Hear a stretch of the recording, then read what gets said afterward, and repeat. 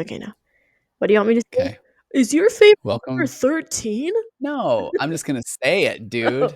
okay. Welcome back to The Mind, the Mirror, and Me. I'm your host, Mackie Overbay, and I am joined by my father, who is a therapist, Mr. Tony Overbay. Hello, McKinley Ann. Oh, do you want to Please. cut out your middle name? Yeah, how dare you? You want to throw my social security number in there too? Yeah. At whatever your address is. Oh, I know where you live. No, you don't. Yeah. What episode are we? This is number 13. 1-3. How do you Mackie, what do feel you... about the number 13? Why, that's funny. You should ask, McKinley. I was going to say for those listening, but which would be everybody that's hearing this on account of you have to listen to hear it. So that's kind of silly. Okay. But right before we went on, I said, oh, it's 13. Mackie, did you know that that is my favorite number? And you said... I said I would have guessed that because I feel like you've said that before in our lifetimes. Yeah. It's funny because so when you travel, sometimes there isn't a 13th floor in a Right. That's hotel. kind of a spooky number. Well, and that's so then I've never thought about it this way because I've always enjoyed the number 13 and I'm left-handed and those sort of things. So either I am an evil person incarnate Okay. from mystical lore, or did I feel so insecure that I wanted to pick the crazy number to be my Oh, favorite number so that people will go, what? That's crazy. And I go, I know, right? I've never thought about that before. but it kind of checks out on account of you tried to get people to call you Scooter for a long Okay. part of your life. I will a long time, like a month, and I will be editing this episode so that people will not hear that. No. Okay, but people fear the number 13, Mackie, because it is a superstition known as, and I do know this one, it's called You didn't supercalifragilisticexpialidocious. say it I know. right. I didn't. I know that. Do you need to sing Can it? you say it? No. Supercalifragilisticexpialidocious. Okay, that's fine. But the fear of the number 13 is triskaidekaphobia. I did know that. Wait, really? Yeah, triskaidekaphobia, Tris- and it is deeply rooted in the various historical and cultural contexts. Mackie, here are just a few reasons why the number 13 has gotten a bad rap. Historical associations. In some ancient cultures, the number 12 was considered a symbol of completeness. 12 months of the year, 12 gods of Olympus, as we all know, 12 tribes of Israel, 12 apostles of Jesus. The number 13, an irregular number that symbolized disorder and imbalance. Did you know that? That kind of makes sense when you put it like that. I'm like, oh, okay. I Yeah. see. Yeah, and then in Christian tradition, there's a belief that the Last Supper, Jesus sat with his 12 disciples, making 13 people at the table, and that Judas Iscariot, the disciple who betrayed Jesus, was the 13th to sit down. So Freaking that's, Judas. I know, right? And then in Norse mythology, there's a legend that 12 gods were having a dinner party at Valhalla, the Norse heaven, and Loki, the trickster god, crashed the party as the 13th guest, leading to chaos and the death of a beloved god, Balder. Balder? Yeah, I know. Insert joke about your bald head there, right? I think so. I mean, I think so. I think it would be Right, bad not guys? to. Then we talked about buildings skip the 13th floor. Mhm. Some streets skip the 13th house number due to this fear. And then now we're in the world of confirmation bias, because now if people are skipping it, then it must be bad. So therefore it continues to be a thing. And so I think that's really, but shockingly, there's no scientific evidence to support the idea What? that the number 13 is truly unlucky, and many people treat it as a quirky cultural phenomenon rather than a genuine cause for concern. So welcome to episode 13, Mac. Okay, wait, do you know what I just realized as you were saying all that? What? There is a 13 in my address. Really? Can't say more than that since you already put my social No, security number out there, but interesting. exactly. It does exist. Okay. So episode 13, I'm Episode excited. 13. So, I have a quote for you Okay. for this 13th episode. This episode is not spooky. No, it's Okay. not. We should have done that a couple weeks ago around Halloween, but we Yeah. didn't. Because I think there was a Friday the 13th not too long ago, too. Yeah. But I also don't remember anything. So, I think it was last month. Yeah. okay. Okay. Okay. Quote: people can only meet you as deeply as they've met themselves. That is deep. Did you Say it hear? again. People can only meet you as deeply as they've met themselves. Okay. So, I know you, I'm assuming you have many thoughts. I have many thoughts initially. plus an email that it's interesting. I was kind of reading an email that we got from a listener earlier. And so you start this one off, Mac. Tell me what Okay. you've got there, and then I can fill in any of the gaps. Okay. Deal. So Okay. I had a I guess I don't know an inkling of what like when I initially read this what it meant to me, but then I asked our friend ChatGPT, what does this mean? Because I had to make sure we were on the same page so I wasn't just out here saying something that didn't make any sense. So, Right. Okay. ChatGPT gave us a little definition and says that the quote, people can only meet you as deeply as they've met themselves, essentially means that the depth and quality of our interactions with others are often limited by their level of self awareness and understanding of themselves. In other words, when people haven't delved deeply into their own thoughts, feelings, and personal growth, they may struggle to form profound connections with others. Okay. What Which does I that mean mean, to you? Yeah. so initially when I saw the quote, I immediately flipped it on to me. I think because it's Okay. saying, right, people can only meet you as deeply as they've met themselves. So I feel like it's a them thing.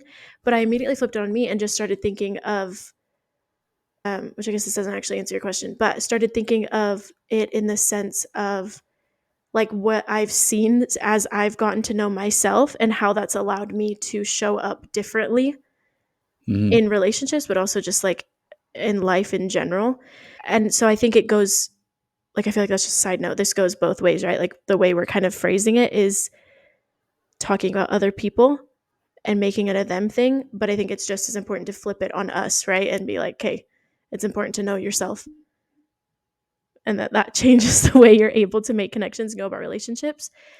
Yeah. But I feel like that definition was like spot on of it, but I think it kind of goes back to our vulnerability episode, but just if you're not able to dig deep in any way, every relationship you have and every conversation you have and every interaction you have is going to be very surface level or Yeah. even I don't want to say fake, but almost even fake in a way because you're potentially just saying what you think you're supposed to say or you're Yep. doing what you think other people want you to do. And so I think there's something so deep and profound about just knowing who you are and then Yeah. allowing that to like further your connections with people and just day-to-day interactions.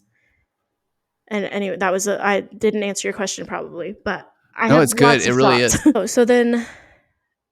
So then ChatGPT broke this down into 4 little sections. So I guess we can just kind Okay. of hit them and then if any of your things come into play, please just Okay. start screaming and I'll stop Okay. talking. I will. Okay. So the first one is kind of what that I feel like that initial thing talked about, but depth of interaction.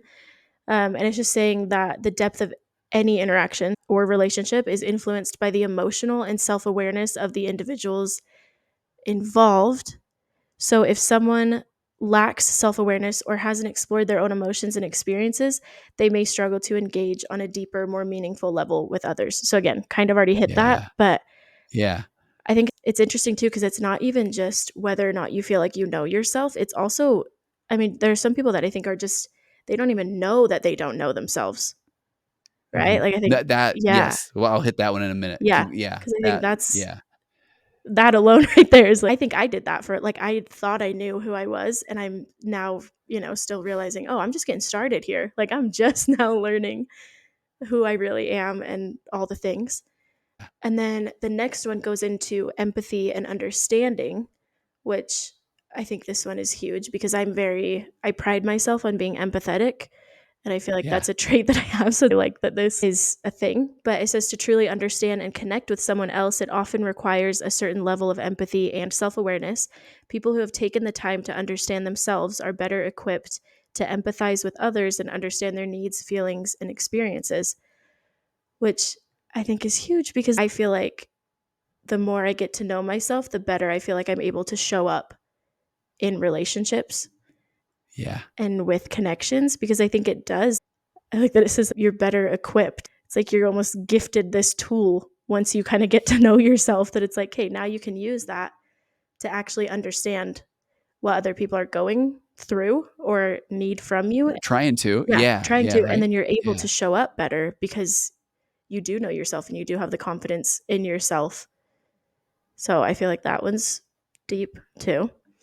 Yeah. Well, and let me maybe jump in here. I don't know if we covered it on an early begin. I think we talked about at some point, if somebody heard this a while ago, it's not like they're It's saying, wait, yeah. you covered this Yeah. exact thing. It's Yeah. okay. So there's a couple of foundational pieces I think that are important to me. And there's a poem. It's not a poem. It's a speech or a talk by a guy named David Foster Wallace called "This Is Water." I guess an essay. Do you remember this at all? I Or don't think tell so me if this. actually. Okay, good. Okay, I think you'll dig it. So there are these two fish, and they're swimming along, and they happen to meet an older fish swimming the other way, and he nods at them and says, "Morning, boys. How's the water?" And the two fish swim on for a little bit more, and then eventually one of them looks over at the other, and he says, "What the heck is water?" And so what he means is that it's important to think of how we like they didn't even know that they were in water. They just were kind of being themselves or doing what they were doing. And so what that kind of speaks to, his whole speech is about that, but a huge, well, kind of what he says is that we interpret the actions of other people all around us through our own lens. And so everything is that we're not even aware of what we're not aware of. We're not even aware that these fish weren't even aware that they were in water until somebody said, "How's the water?" And then they were even saying, "What is he even talking about?" And then I would imagine, it doesn't talk about this in the essay, but the two fish then make fun of the old guy and say, "Okay, what is he even talking about? What an idiot that guy is," instead of saying, "What is water?" And so then in this essay, this George Foster Wallace says, or David Foster Wallace says, because a huge percentage of the stuff that we tend to be absolutely certain of, it turns out, he says, is totally wrong and diluted. And he just said, here's one of the most wrong things that we think that we are certain of. As he says, I tend to be automatically sure of, is that he said, everything in my own immediate experience supports my deep belief that I am the absolute center of the universe, the most real, most vivid, most important person in existence. And he said, and I don't know, first of all, does that sound like, no, I don't. I don't feel that way, or I don't think that. I think there was an initial part of me that wants to go, I never think like that, but the reality is when you live in your brain 24/7, it's hard to Yeah. not feel Yes. like, to Yeah. some extent, I'm kind of important because I'm the Well, and one that's thing in my brain, right? Like, that is, and yeah, that's so yeah, it. Yeah. And so then he says, so, and I like where the way he says this next is, he said, we rarely think about this sort of natural, basic self-centeredness because it's so socially repulsive, because it sounds like, oh, I'm not that person. right. But he said, it's pretty much the same for all of us. It's our default setting, and that it's hardwired, he says, into our boards at birth. And so the concept here is, if you think about it, there's no experience that you have, that you've ever had, that you are not the absolute center of, because the world as you are experiencing it is in front of you or behind you or to the left of you or to the right of you or on your phone or on your TV or on your computer. And so other people's thoughts and feelings have to be communicated to you somehow, but yours are so immediate and so urgent and so real that then, and this is where I think is so good about this, is that it's a matter of having to, you basically have to choose to do the work of somehow altering or getting free of your natural hardwired default setting, which is to be deeply and literally self-centered and to see and interpret everything through your lens of self. So, when people say that somebody's like well adjusted, or I feel like it's not an accidental term. That well adjusted means that you can adjust your natural default setting to then be able to step outside of your own ego or sense of self. And so this David Foster Wallace says that learning how to think really means learning how to exercise some control over how and what you think. And it means being conscious and aware enough to choose what you pay attention to and choose how you construct meaning from experience. Because he said, it's like this brilliant talk. And he says, because if you can't exercise this kind of choice in your adult life, you will be totally hosed. So I think that's kind of funny. Right. It's Yeah. true So though, you have to yeah. like work hard to get outside of like your default setting, which is that everything is through my lens of self. So then it's like, am I really getting to know myself, or am I just reacting to things through my lens of self? So if somebody's expressing something to me, I immediately jump to well, that's ridiculous, or that's wrong, but I don't think that. And so it's like, I'm not hearing the other person at all. And so I'm going through life basically bouncing off of everything, saying, that's wrong, that's right. They don't really understand. They don't even see what they're doing. So I don't even know who I am. I'm just a guy that goes around making judgments about everybody Right, else. and just And I think that, reacts, yeah. and so I think that's what I mean when I say, or when I said, I think for a long time I thought I knew who I was, Because when you Yeah, do that, when you're like, well, yeah, I have opinions or I have initial reactions or I hear something and I react or I make assumptions. And so that must mean I know exactly who I am and what I think. But I think you don't start to actually get to know yourself until you take the reaction you have and then flip it around and dig into it and go, okay, why did I have that reaction? And totally. do I even actually agree with that? And do I actually Yeah, feel that way? Or is it just what I've been told I'm supposed to feel or what I think other people might feel? Or just an yeah. initial reaction that just doesn't really have much thought behind it? Yeah. I think that's so good, Mac. And so I have a theory that I'm gonna start carting out on a couple of other Yeah. podcasts or the and it's this concept of like the origin story. Like that's the only superhero movies I like. The one where it's like this is how Thor was created or Yeah. whatever, that kind Yeah. of thing. But it's that so if we start from there, if our parents are kind of telling us, okay, here's the way you do it, here's the right way you do it, then just our default is that means everything else is the wrong way to do it.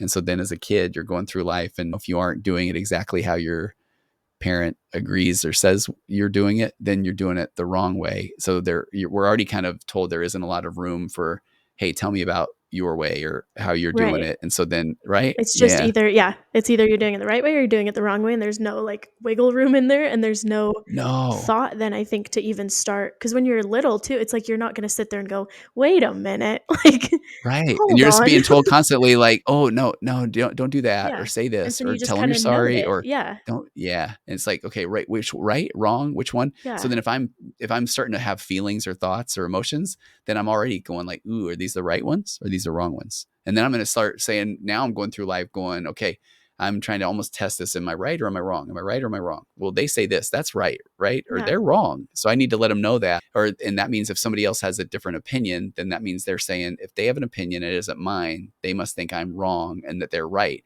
And that's like the base of emotional immaturity because now, I am going around trying to tell somebody else they're wrong or that I'm right, or I don't want anybody to be uncomfortable because then they might tell me that's bad or I'm wrong, or so then I'm gonna try to caretake everybody like, oh no, I don't want them to be upset or I don't want them to be angry, or because if I can make everybody feel better, then I'm not doing anything wrong, you know. right, but then in turn, you're not getting to know yourself and you're not No. discovering who you are, what you actually like, because you are just so worried about everyone else around you and what you think you need to Yeah. say or do, which is Yeah. just like a silly I mean, it's well, if you think it's a silly way to spend your whole life, like, Yeah, if you some just do that forever, it's kinda silly.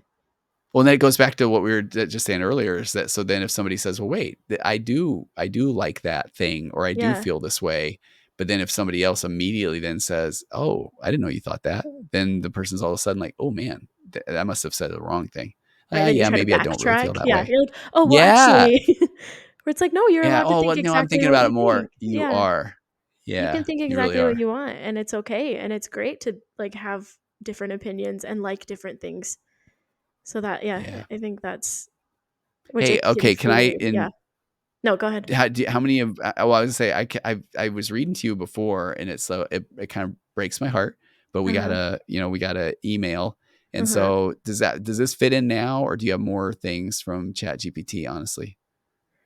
Uh, no, the next one is just it's talks about challenges in communication, which Mm, potentially, I mean, if you want me to just say it just says, "When people haven't yeah. met themselves on a deeper level, they may face challenges in effective communication. They may misinterpret or misunderstand the thoughts and feelings of others, leading to miscommunication and conflicts." Which is maybe a Yeah.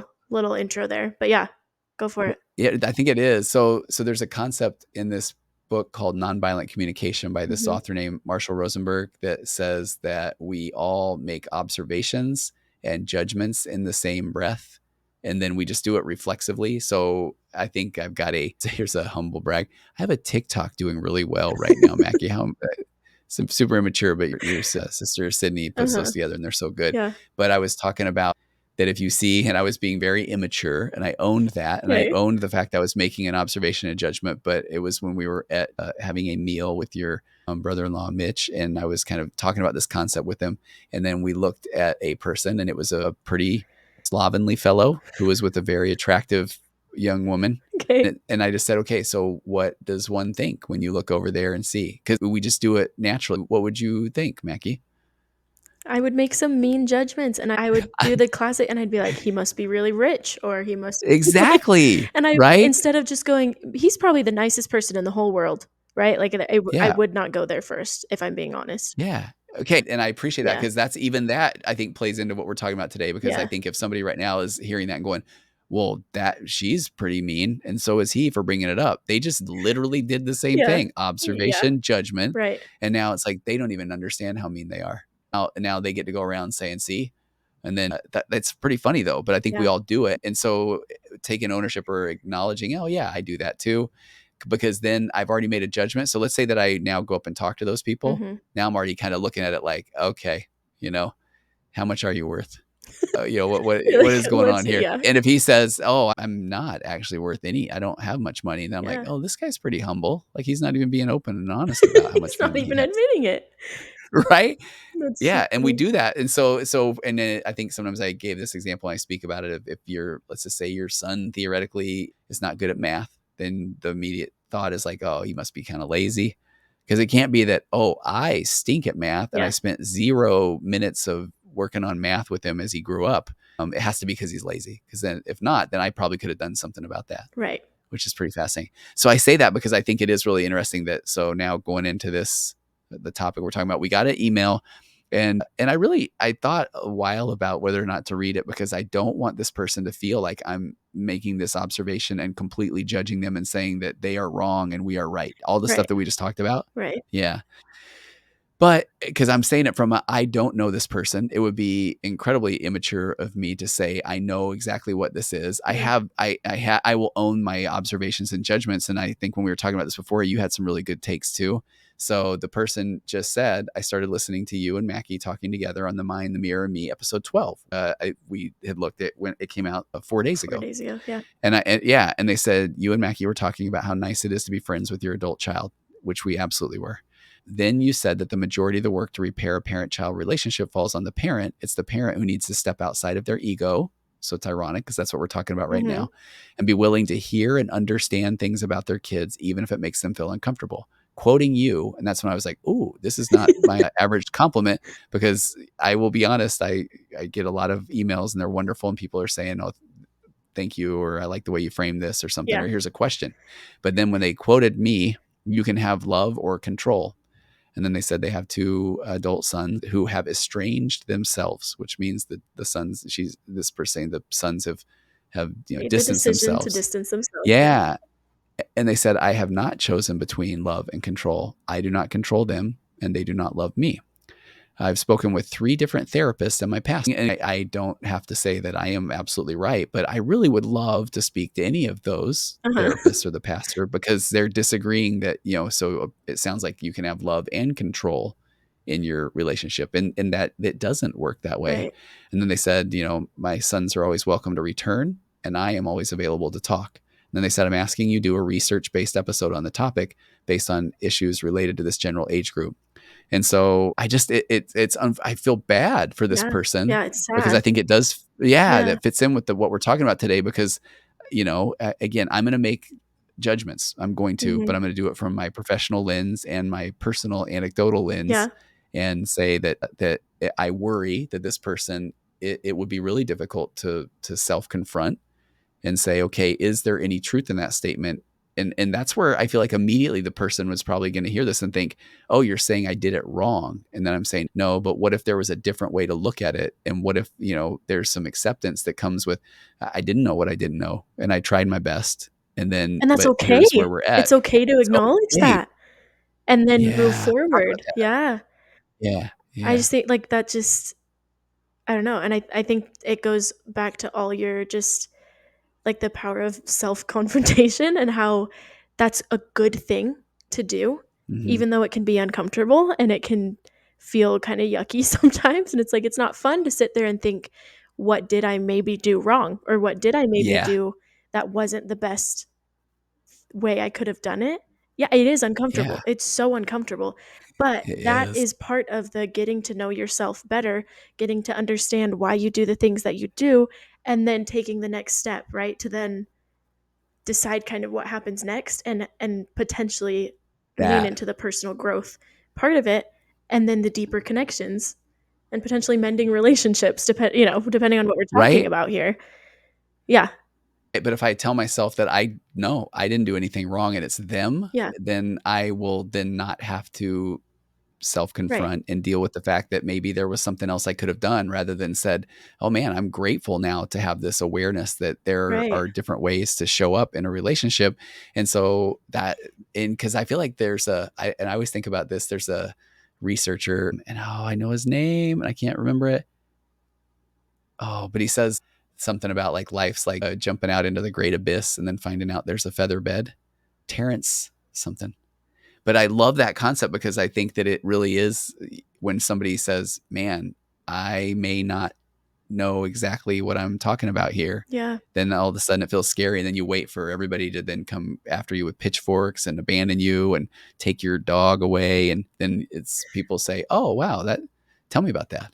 Right. And then you I'm like, land on a "Oh, nice feathery bed and you go, feather bed." "Oh, that wasn't so Yeah. bad." Yeah. Yeah. Which again, there are uncomfy parts to that, and so it's easy to I think the natural instinct is then to go, "Oh, never mind, that's uncomfy, I don't wanna do that." Like Yeah.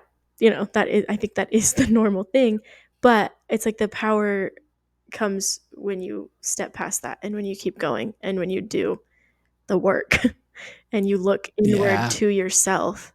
I Yeah. almost want to jokingly say, "Okay, let's put a minute on the clock and allow me to be immature about this response," because I'm only saying it because that's my kind, hilarious way to say that when we don't know what we don't know, Yeah. I do find it pretty interesting where and I'm not saying this is gonna sound like I'm being immature, but having done this for a really long time, that the typically when I get any of this kind of feedback, which is not very common, that if I kind of just step back and say, it's really interesting because I want to understand more about the person who, listened. And then if they really did reach out to 3 therapists and a pastor in the 3 days since the podcast was released, Yeah. then I want to then maybe talk to that person and say, man, tell me about what that experience was like. Cause I often, as a therapist, have people Mhm. that either are saying, help me understand what I don't know versus somebody saying, hey, can you believe what this guy said? Like he says that you can't, I mean, he basically is telling me that I could have done something different. And I tried everything I could. And I've been that therapist before where you're saying, well, what would it look like if, and then it's like, oh, wait, are you telling me that, your adult children say this to you and you're supposed to just give them a hug? Really? And I'm like, oh no, I mean, it sounds like, Yeah. and this is that part where if you say, oh, it sounds like, no, that does sound like you've done everything you feel like you can do. Cause that person is not saying, hey, I'm unaware of what I'm unaware of. Instead, what they're basically saying is, you either need to validate me, or if you try to tell me I'm wrong, I'm going to tell you all the reasons why you don't understand. And that's a no-win. That one kind of is more Yeah. starting to go around that control. And then I remember one of the first clients ever that I worked with that then walked away and said, even Tony agrees with me, but I realized, oh, when somebody is being more like amygdala hijacked or maybe more emotionally immature Mhm. about a particular subject or something going on, that then they're used to people either telling them, well, it's not maybe that way, or you're wrong is what they hear. So then if somebody doesn't say you're wrong or doesn't say, man, you're absolutely right, and just says, that sounds hard. I mean, it does. I guess it sounds like you feel like you've done everything you can. Then they feel like, oh, then they agree. But Right. no, you aren't really leaving much space for there to be another opinion because this person may be looking at things through just their lens, period. Yeah. Well, okay, So, because yeah. that's where I really, yeah, you'll go. Well, okay, so then tell me if say you had someone come in as a client that was in this exact Mhm. situation and they did present the information to you, what do you do Yeah. as the therapist? How do you navigate that? Or, like if I don't know, how Yeah, do oh, you it's a great start that? question. How do yeah. Yeah. Yeah, well, I feel like this is where everybody needs to feel heard and understood. And honestly, Mackie and I talk about my 4 pillars often. I think they're gold. I really Mhm. do. And so this one is I have a one person version. So if this person is talking kind of at me, Mhm. then my 4 pillars are this communication framework that I've kind of created based off of a nice evidence-based model called emotionally focused therapy. And my first pillar is assuming good intentions, or there's a reason why somebody is expressing themselves the way they are. Because if somebody's telling you to go screw yourself, it's hard to go, oh, those are good intentions. But there might be a reason why that's the way that they communicate their feelings because they never saw it modeled when they were in their childhood of somebody taking ownership or accountability or validating somebody else's feelings. So you had to go big if you were going to be heard. So that might be one thing. So assuming good intentions. And then my second pillar is you can't tell somebody else that they're wrong or I disagree or I don't believe them. But the key is, even if I think they are wrong or I do disagree or I don't believe them, because that's a me issue. And that's where I think we were talking off the mic of, who on earth am I to tell this person that they are wrong about their beliefs or their experience? Am I that special? Am Right. I the great God Balder himself? Hate to break it That's to you, called but back. no, you're not that special, and I don't mean that in a mean way, but No, you're not. but it's okay. Yeah, And right. And I love that you said that. And so then my third pillar is questions before comments. So if I'm assuming that this person's coming in and they're not trying to hurt me, right. or if they are, there's a reason why, because they hurt people, hurt other people, Yeah, that concept. yeah. And then the second pillar is, I may think, oh, that's really not what I said, or that's not really what I meant, or, or that doesn't really make sense. Then that's a me thing. I'm going to sit with that for a little bit. And I'm going to ask questions. Well, tell me more. Like, tell me why you feel that way, or tell me, like, this person, I really do feel like, oh, I want to know more about, tell me why you think that was the wrong thing for me to say. But here's the problem. There's no curiosity they're telling me this is what you don't even understand.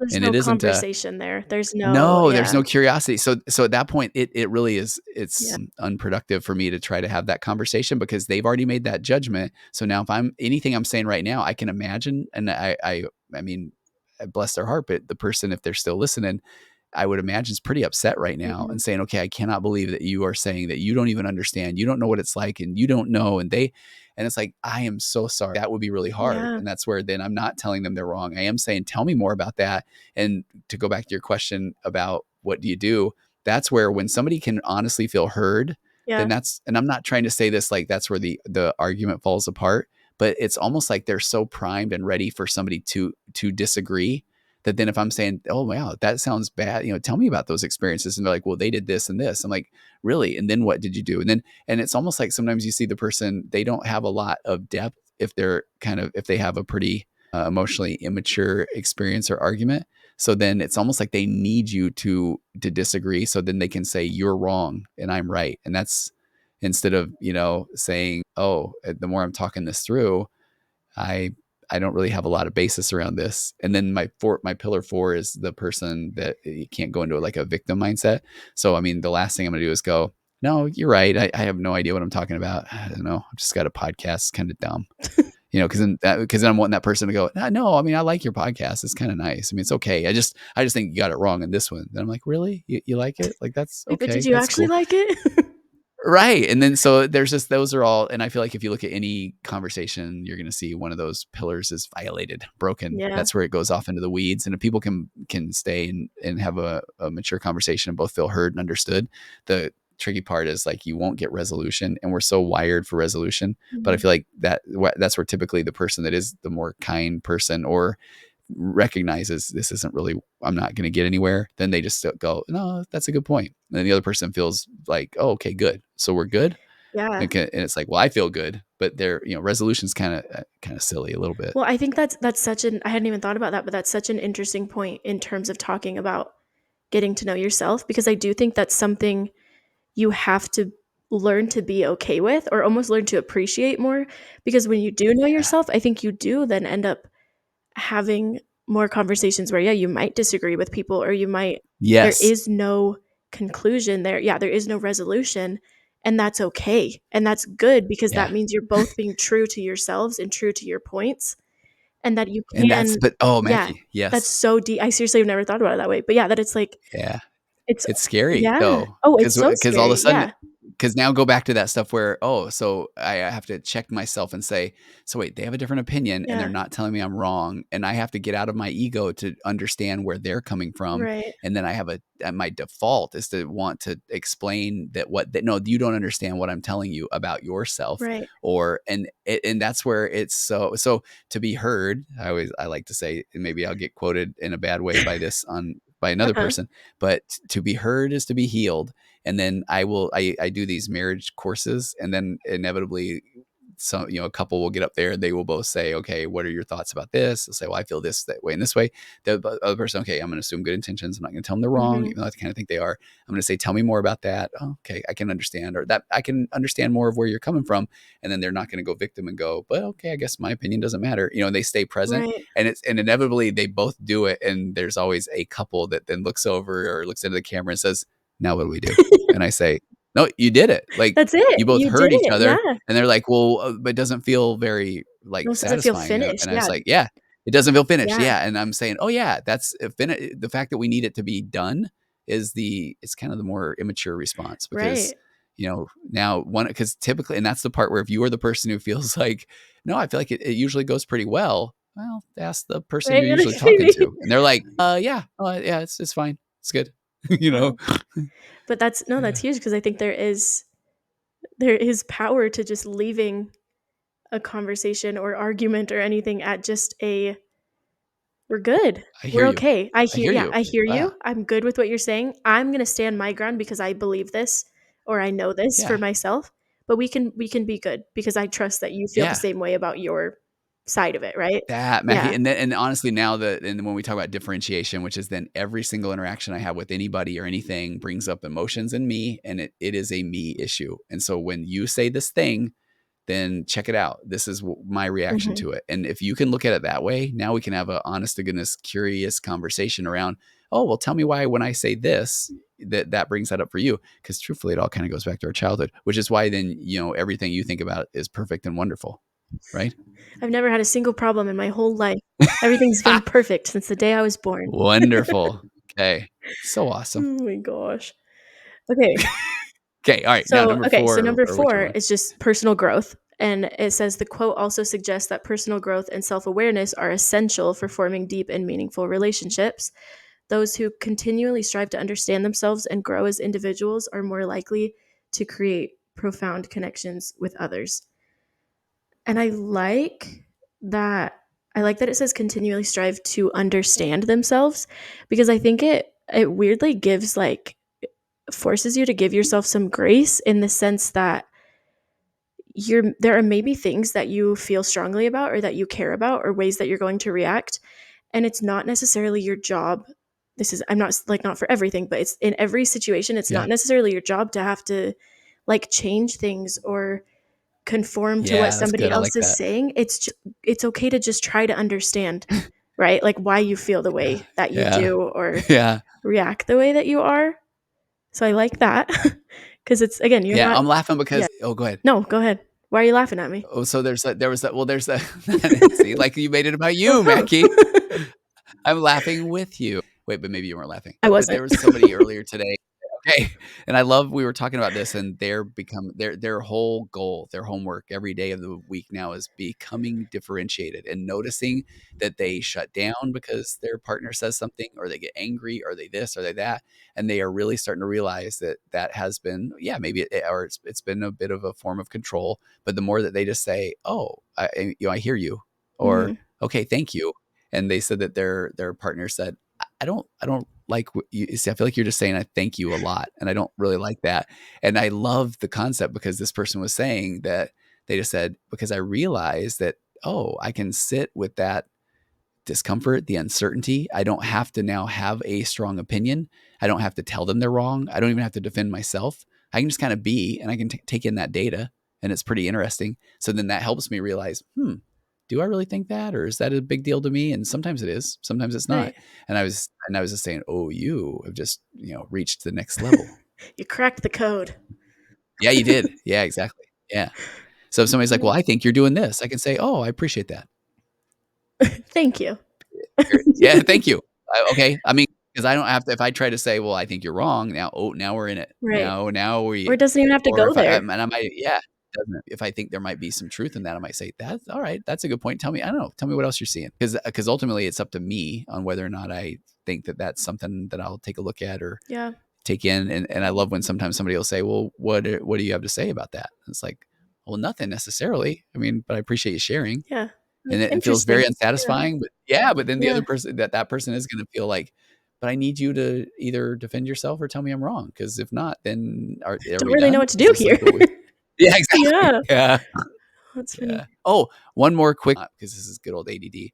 When I was being immature about my response to that previous email, I just Yeah. want to put this out there that I just think it's fascinating that there is a part of me that was really wondering, and this is going to sound arrogant, but I'm speaking my truths and trying to be passionate about the things I'm talking about. Mhm. And so when this person says, I think I think you're wrong and you need to look at this. And it's really interesting to me to kind of think, what is their goal? Because if this is something that I feel passionate about, then do they really think, and this is where I worry sometimes about, I love that you said a minute ago where, yeah, maybe you're not that special, because we sometimes feel like we really need to be special Yeah. or we won't matter. And so if this person's saying, I'm going to reach out and tell this person that is literally talking to their adult daughter, who, and this person is a therapist and I don't know their experience. Mhm. And apparently they've been doing this for 17 years. They probably maybe have a little bit, but I'm going to let them know I heard them say this thing and they're wrong. And so, and now I need them to then admit that they're wrong. And I need them to do a podcast episode for me so that then they'll see, oh my gosh, I'm wrong. And I just think that, oh man, that's really difficult. So I wondered even aloud, I think to you, that I really want to know, is there a chance that this person was maybe even sent the podcast Mhm. by somebody that said, hey, I want a relationship, and here's this guy. Yeah, he's bald. So But what? right, yeah, but I really feel like this is something that I maybe the adult kid, maybe, That I don't yeah, know, that mattered to saying me, like, it so sounds could you like maybe maybe take a this guy's listen? saying a Yeah. thing. Yeah, and then they're like, "He's wrong," and I just checked with all these people, and they all also agree that he's wrong, and I'm now gonna reach out to him, and he's maybe either not gonna respond, so then I can say, "See, what does he have to say for himself?" Or maybe he'll do a whole episode and say, "Turns out I'm wrong." Yeah, It's but gotta yeah. yeah. It's Yeah. So it's again, it really, I'm not even just saying this, like, it breaks my heart that, because that person is really, they're spending a lot of emotional calories, I imagine, trying to yeah. make sure that they are right and other people are wrong. Which Yeah. okay, not side note, kind of side note. I think it's interesting. So when you read me that email, because I can be a Mhm. very sensitive person and I can take things Yeah. very personally, um, and immediately then be like offended and hurt and let it sit with me. But I was very interested to note that which how do I put this? So I think a couple years ago, if you had read that to me, it would have hit me so hard and I would have been like, what did I do wrong? I said something wrong. I made someone upset. Yeah. I did all these things and Yeah. it was kind of a nice little observation to notice that you read that and I didn't like the main thing I felt was I felt like I was just kind of sad for this person and I felt bad that they're Yeah. dealing with this, trying to navigate something that must be hard. But it was crazy to go, no, because I'm confident in what we were talking about. And I Yeah. feel passionate about the things that we were talking about. And I do believe the things that we were saying. And so I think that just goes to show how when you are, which again, I still have so much work to do, but the more you do get to know yourself, I Yeah. don't know, it is easier to kind of let those things just kind of roll off your back and be like, it's okay because I know what I know Yeah. and I'm confident in what I Yep. believe. And I don't know. And so Yeah. it just doesn't, it was just nice to see, okay, that didn't hit me the way that I thought it would. And I think that Yeah. that really is like heavily to do with the work I've done to get to know It is, myself. Mac. And I'm super grateful that you expressed that, because that is the part where someone else, bless their heart, doesn't know what they don't know. Yeah. And so then it can't be that they could have been doing a lot of extra or additional work, Yeah. because, and that's where I just wish people could just accept the fact that, yeah, maybe I could be doing more work. And then what would that look like? And then they may, and then I feel like that is sometimes where people want, they do go to a therapist or somebody and they want help, but then are they really looking for help, or are they looking for validation? Right. And I think 'Cause that it's is very what is different things. Like it's very different. yeah. Wait a minute, okay, can I like, I feel like this one's, I really like this episode and I like talking about this stuff so Yeah. much, but can I read the healthy ego versus the opposite of that? Because I think this is so Yeah. important. I think it really is. So normal healthy ego is a realistic sense of positive self-regard that's based on the person's actual accomplishments. And it's relatively stable because the person is assimilated into their self-image, the successes that came as a result of their actual hard work to overcome real life obstacles. So it's exactly what we're talking about. So because it's based on real achievements, normal, healthy ego is relatively impervious to the minor slights and setbacks that we all experience as we go through life. normal ego, healthy ego, causes us to care about ourselves, do things that are in our real self-interest and are associated with genuine self-respect. One can think of it as something that's inside of us. So I think we're really talking about, this healthy ego because it's based off of the self-reflection and self-work that we're doing. And so the opposite of that, and it has a bad word, pathological defensive narcissism. So I'll just call it, or even emotional immaturity. And it says this is a defense against feelings of inferiority. Right out of the gate, there we go. Wow. Right, Yeah. the person dons a mask of arrogant superiority in an attempt to convince the world that he or she is special. But inside, the person feels very insecure about their actual self-worth. And this facade of superiority is so thin that it's like a helium balloon.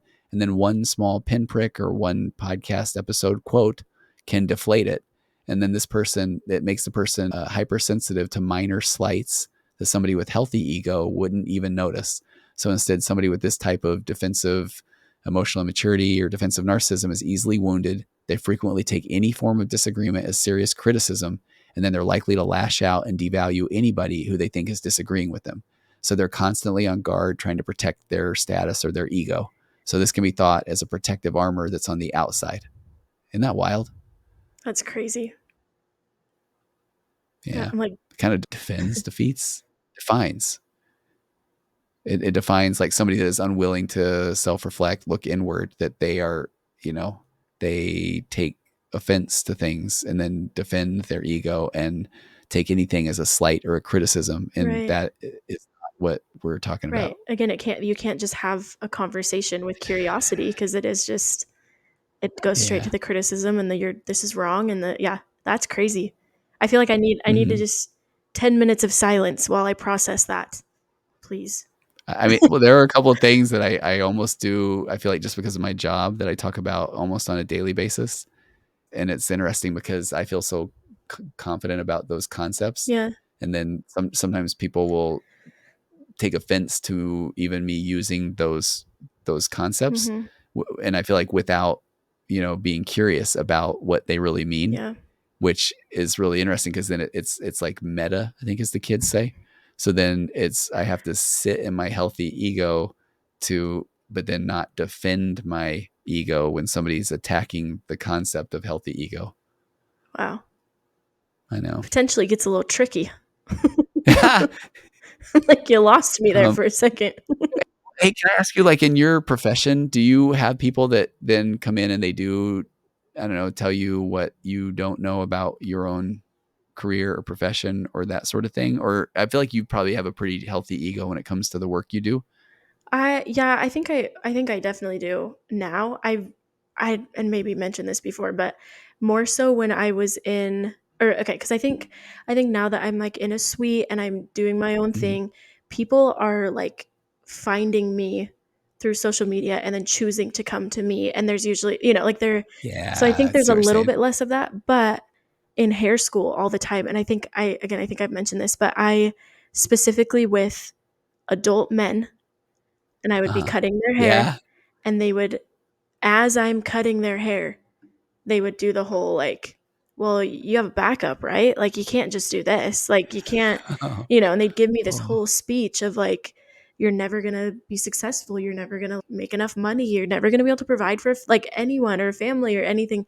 And they would give me this whole spiel while I'm cutting their hair, while I'm doing this service that they came in and are paying for. yeah. So yeah, I'm like that was definitely a thing, and I think it was a little bit harder at the beginning of hair school because I was still learning and I wasn't super confident with what I was doing, but I think as I got further into it, it got to a point where it was just silly and I was like, "No, I'm going to be just fine. Like I'm going to make this work and I'm going to be successful and be just fine." And so yeah, it was I then love I would just that. kind of have to sit Yeah. back and be like, "You're right. I must be so dumb to be here cutting your hair. Like you got me." Yeah.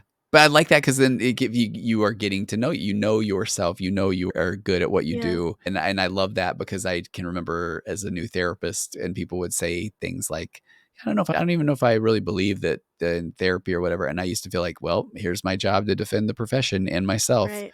But then now I realize, oh, that person's not, They can think they don't, whatever they they're want. not, It's okay. yeah, they're not curious about it. Yeah. Now, if somebody can come up to me and say, "Hey, tell me about what's the latest, or what do Yeah. you work on, or what do you specialize in, and then what's that like?" Then, oh, that person You're like, is "Hey, let's really talk. curious. Yeah, let's have this Yeah, conversation." yeah, Um, yeah. okay. So I feel like then maybe as our last little thing, I want to Yes. ask you, Mr. Therapist. So if you have, don't look so scared. It's Okay. okay. If Thank you. so if you had somebody come to you and they said, "I am realizing that I don't know myself at all and I feel like I know nothing about myself. Please help." Like tell me what to do. What would you say or what would you I love this, and I would love to know your answer, your thoughts Okay. on that too. So I love, and I talk about it often, acceptance and commitment therapy. And so one of the first things to do is, I mean, I already want to tell the person, like, do you ever feel like something's wrong with you, or you're broken, or I hate this about myself? And I know we've talked about this a little bit. And then I need people to start recognizing, and sometimes I do they call it the psychoeducational work. So it's the brain is the don't get killed device, and we think we have to beat ourselves up to get better. And so I want to help people start from the you're the only version of you, with your all the stuff, right? Nature, nurture, Mhm. birth order, DNA, abandonment, rejection. So you think and feel and act the way you do because you do. And so then that gives you more curiosity about yourself, which is interesting because that is what we're talking about tonight. And so then it's like, oh, check this out, because this is the first time I've ever been me in this situation, and I did this thing. So that's interesting. So I wonder why I did that. And you start to, okay, I'm having a moment, Mac. That's a great question. Because in ACT, you have a concept called self and self as context. So you're able to step back and say, oh, look at what I did in that situation. And then I can look at it with curiosity. Or even when I'm all up in my feelings, you're supposed to go, oh man, oh, I'm feeling a little something. It's in my stomach. It feels a little bit hot, a little bit big. Okay, what's that looking like? Where's that coming from? When have I felt that before? Ooh, when I was a kid, when Jimmy Faulkner and I got in a kick fight on the playground. And when I realized that this guy's strong, and I realized I might be in trouble. And yeah, that's right. Now I realize, oh, okay, in this moment right now, I realize, well, I might be in trouble. That's fascinating. Look at what my body's doing. Go body. Like Go that's something. body. So then, right. And so then just starting to recognize that, oh, I am okay. I'm nothing wrong with me. I'm just kind of doing this life for the first time. So I'm check this out. And so then I feel like then you start getting into the what are your values? And that's a fascinating exercise. One of these times, okay, we should do a live what are your values thing maybe sometime, Okay, and yeah. you can lay down on a couch, because that's where I feel like people start doing that. I mean, I know I should care about this, or Right, yeah, this is probably, and that's where I say, says who? right. Because You it's decide what you you. care Yeah, about. Yeah, you really do. And so then when you are doing things because you think you're supposed to, or this is what I'm supposed to do, it's a socially compliant goal. And then your motivation is weak and ineffective because it goes against your own process of becoming or unfolding or being. And so then once you recognize, oh, we do a lot of things that we think we're supposed to, and I don't really feel like I can be my best self when I'm doing things that I'm not really even invested in, because I'm definitely looking to other people saying, did I do it? Like, is this right. okay? Was that what Or, I was supposed to do? and Is then, that yeah, like, did that yeah. meet your Yeah. expectations? So so it's just a whole thing about, but I love if somebody, I have a couple people that I see that I love the session so much where they say, okay, what do I not know that I don't know? Cause, and that's a fun one. And then I am also a big fan. And I know that you and I talk about this often. If let's say that you ask for a question about something, and if I'm like, okay, and what are the yeah buts? That's where, okay, why am I needing to yeah but this? Or why am I wanting to defend this or tell the person they're wrong? Or because if I really look at like all of these things are going to be for my good and they're a me issue, then I can start to go, that look at that. I want to defend that, tell you were dumb because you said something that I don't really know anything about it, but it can't be right. I mean, I'm reading this book about, it's like, what if determined is what it's Okay. called. And it's fascinating, but it's kind of one of these that's saying, oh, maybe we're just kind of reacting to the thing that happened a millisecond before that. So what if maybe we don't have as much control as we think we do? So we have to kind of have some acceptance of that happen. And now what do we do? Which I love that concept, because it really says we spend way too much time ruminating, worrying, that sort of thing. But then it's funny because even as I'm reading it, I'm just sitting there going, okay, this is dumb. Like, what? No, what does this guy know? This neurologist for 40 years who's written a bunch of books, who's spent his whole life studying this. And because I've read a few pages and I have a master's degree from University of Phoenix. And so then I probably know way more than he Oh, does. for sure. Okay, but when you asked the question though, and sorry, I went on and No, on I there, love but it. tell me what your thoughts are. Like, if you, what's your process of becoming and unfolding and self-confronting. And what's that like for you? How do you do it? Yeah, I feel like I do not have an answer that's as deep as everything you just said or as knowledgeable in any way, but this has been something I've been trying to prioritize, like, I feel like really specifically over the last year and a half or so. And I feel like this is everything in life, but I feel like it goes back to really simple little things, but almost doing them a little bit more intentionally. So I feel like for me, the way I kind of started to figure it out was one, like just this is silly, but limiting distractions. Like I would go on walks and instead of listening to music, I would just walk and I would just be in my Oh, brain, which is can be I've heard of this. terrifying, right? Yeah, yeah. But Okay, to yeah. just be there and not make judgments and not question what I'm thinking or try to distract from what I'm thinking, but also at the same time not letting myself just sit there and ruminate, where it's more just allowing the Yeah. curious thoughts and allowing like the observations. So I think that's one thing. I think another thing is just practicing it, which sounds silly, but in the sense that, like we've talked about this, I'm a really picky eater. I eat like a child. Mm. And I've, for my whole life, I've tried to not let people know that. So they ask me a question, I wouldn't tell them that my favorite food is actually just mac and cheese. And I wouldn't tell them that I don't like a lot of foods or anything, Yeah. because I was like, they're going to make judgments. They're going to think less of me or whatever. Right. And so practicing that and almost like easing it in, where if somebody did ask me, kind of testing the waters and being like, and just, having that moment of Oh, courage to for just sure. say, mac and cheese, go ahead, say what, make the jokes, say what you need to say. Yeah. But that's Bring my it thing. on. Here we go. And so I feel like Yeah. like just practicing it and just actually saying the things that are true to yourself and not, I don't know, I feel like that just over time now it's like, "Oh, I don't care. I'll tell anyone. I'll tell anyone Totally. that I eat like a child and I'm fine with it and whatever." So I feel like that just practicing being kind of uncomfortable with that is huge. And then yeah, sitting with the thoughts not in a ruminating sense, but in a, it's okay to have thoughts and it's okay to have feelings and it's Yeah. good. And then I think with that, trying to not shove everything down. So almost again just with the distractions, but when, like you're saying, where you do kind of notice where you're feeling it in your body and notice what you're feeling, and then whether that meant like writing down a quick note in my phone of like, okay, I'm feeling like this right now and I don't like it Yeah. or I don't know why, or Yeah. and just kind of putting the thoughts out there instead of just shoving it away. I don't know. I feel like that's been a big thing.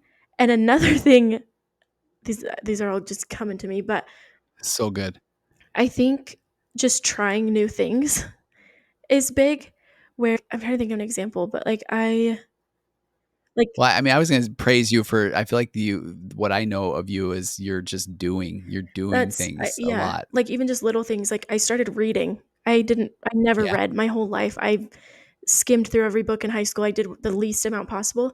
And I started reading and I discovered like, oh, I like this and here's the specific types of books I like and here's this, and then I decided I kind of wanted to do Legos that one time, so I bought a Lego set and I Yeah. did it and I was like, that's really fun. And I really like playing Call of Duty and I'm letting myself do I know, right? it. Like You're good at it just too, I'm Mac. really good at it. But just like these little, I think it's like you try these things and you figure out what you like and what you don't like, which sounds so simple and like duh, But it's so but it makes a true. difference. And I think just trying the different things, it's like all the little things that you're doing to get to know yourself add up. And it's almost like we talked about that, the tapestry thing that one time, Yeah. and I feel like it is just Yep. you're Yep. in that same sense, you're adding things to your life's tapestry. And in Yes. doing that, you're just getting one step closer to knowing who you are every single time. And then Yeah. we've talked about this before too, but just I think every second spent in your brain is time getting to know yourself, which again sounds like duh, obviously, but I think it's really true. And so I think just allowing yourself to spend time with yourself Yeah. And not starts in a that. beat yourself No, up way not in though. a ruminate, not in a just a I'm okay and this is neutral and I can hang out with myself and this is good. And I just think that all factors into it. So all little tiny things, but I think I they're love what it. kickstart it and then get you more comfortable with leaning into the deeper things and allowing yourself to explore what you think or feel on a deeper level, Yeah. if that answered your So I have to question. say that it was such a good answer because I was going to say, I feel like you have even we've talked about on the podcast, but the be afraid and do it anyway, or invite the discomfort to come Yeah. along, or and it doesn't mean that everything's gonna that was amazing, but now I know that I can do this, or I like this, or I don't like this, versus the I'm afraid to do this, or I worry this won't work, or what if it doesn't, what if it isn't very good, or what if, Right. and then the only way to find out is kind of to So do. maybe be afraid and do it anyway, and then, yeah, Yeah. you just get to note it as either that was great or that wasn't, and then move on to the next Yep. thing. Yeah. Mackie, this was fun This tonight. was fun. We talked a lot. And, like, I feel like we could even do a whole other episode on this and still have so many other things to talk about. But And maybe I'll say that because I appreciate the person that did write in, yeah, and we've had a couple. And it's funny because I always remember when I started my pod, like the virtual couch one, I used to say things like, "Hey, thanks for all the letters or yeah, whatever." Not that people wrote letters, but the emails. And at first, there really wasn't any. And I get more than I can read, yeah, and that sounds so healthy ego, because it is, and I'm grateful for it. But I really hope that if people find this, that they will write to us examples of things that they have done that they now recognize, oh, that is my healthy ego. Because yeah, I do love when my clients will say, okay, I feel like I think I can claim healthy ego and say that I kind of do like to do this yeah, thing, or I am pretty good at this. And but in our default setting is like, I mean, I don't want to sound like I'm bragging or right. whatever. And then you're not. You're just expressing something that you enjoy or are good at, and that's a good thing. That is a good thing. Period. Have I read the Marianne Williamson poem already like 500 times on the 13 episodes that we've done, called Our Deepest Fear? I don't know. Start I it. know, right? It's been a while since this is my I mean, I this is one that I used to read every day because I wanted to memorize it, and then I realized, "Oh, I am not good at memorizing things." And then I accepted that, and then I really like it still.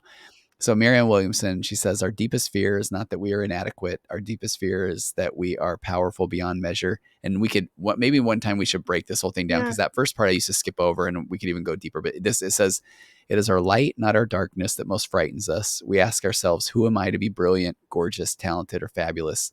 Actually, who are you not to be?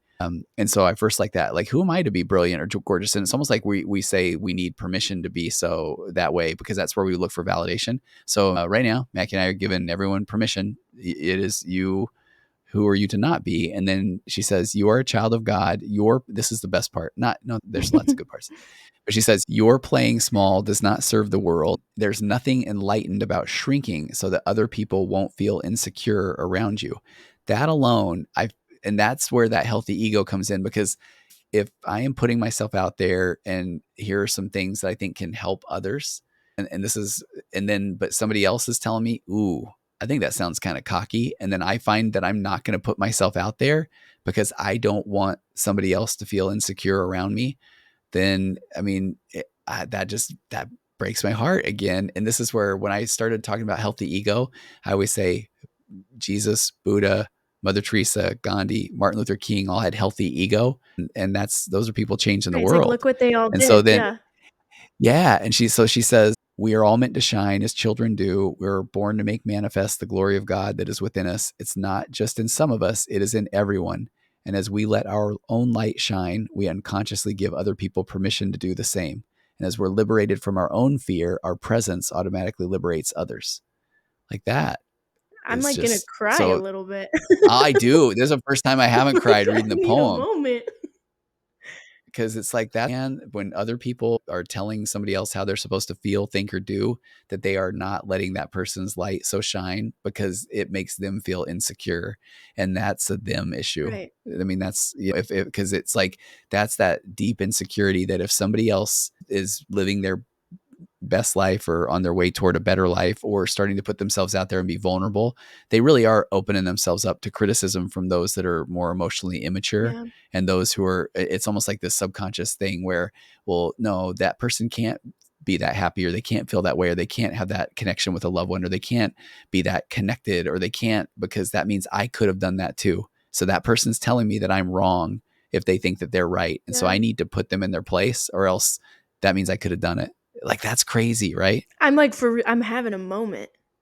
Okay. 'Cause, yeah, you shouldn't rob the world of yourself and what you have to offer because of other people that have not done the work themselves or have not gotten to know themselves. No, you're suppressing others and being their best self. Right. And that's so silly. And it's sad. And it's like, and there's one of two things where then somebody either says, okay, fine, leave, go Yeah. ahead, go, that's where that person needs to, I feel like they need to say, okay, I want that too. Right. I want the Right. relationship with my adult kids. I want the relationship with my spouse. I want to be close. I want intimacy. I want love. I want Right. joy. I want, and so So then put in the there, work. and Figure that's out what, how that works for yeah, because you. Don't just you shove have to, every yeah, don't ruin it for everyone else. because if it's at a certain point, we get pretty ingrained and this is what it feels like to be Yeah. us. And then I worry that there's some magical threshold that is crossed where then somebody just spends all of their time just going into this place of, no, this is, I couldn't have done anything. This is my lot in life. People don't understand. It wasn't my fault. And then now they just go into this echo chamber and then they become that crabby old man or woman saying, hey, kids, get off my lawn, Right. you know? Where it didn't have to go that way. It didn't have to No, be that. no.